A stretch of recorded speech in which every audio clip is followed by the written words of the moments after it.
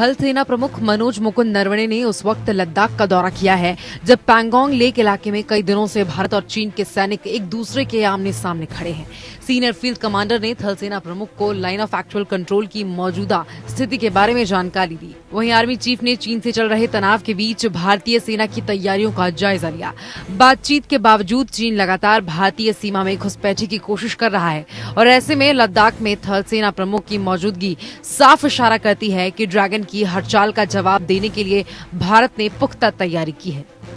हिंदुस्तान ने जिस हिसाब से चाइना ये लद्दाख के अंदर घुसपैठ करने की कोशिश कर रहा है, इसको बड़ा सीरियसली लिया है और अब उन्होंने अपने जो फ्रंटलाइन ट्रुप्स हैं उनको हिदायत दे दी है कि आपने जहां कभी आप देखें कि भाई अगर चाइना कहीं घुसपैठ करने की कोशिश कर रहा है, आप उससे पहले प्रीएम्प्टिव एक्शन ले लें।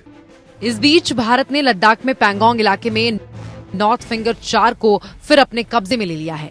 जून महीने के बाद पहली बार भारतीय सेना के कब्जे में ये इलाका पूरी तरह से आ गया है। अब यहाँ से सबसे निकट की चीनी पोस्ट फिंगर 4 के पूर्वी हिस्से में है, जो भारतीय सेना की पोजीशन से कुछ मीटर की दूरी पर है। सूत्रों के अनुसार पैंगोंग लेक से लेकर रिजांगला और रिछीनला तक की पूरी रीज लाइन पर भारतीय सेना का दबदबा है।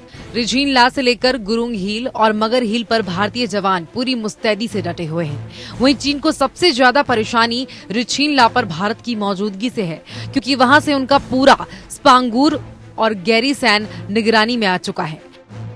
वहीं भारत को अब इस इलाके में काफी बढ़त भी मिल चुकी है। Brigade commander level talks between China and India have made no headway at Chushul, primarily because China is indulging in provocative military movements with a view to change the existing LAC. China cannot be trusted. We must be alert and ensure that China does not succeed in its nefarious designs of expansionism.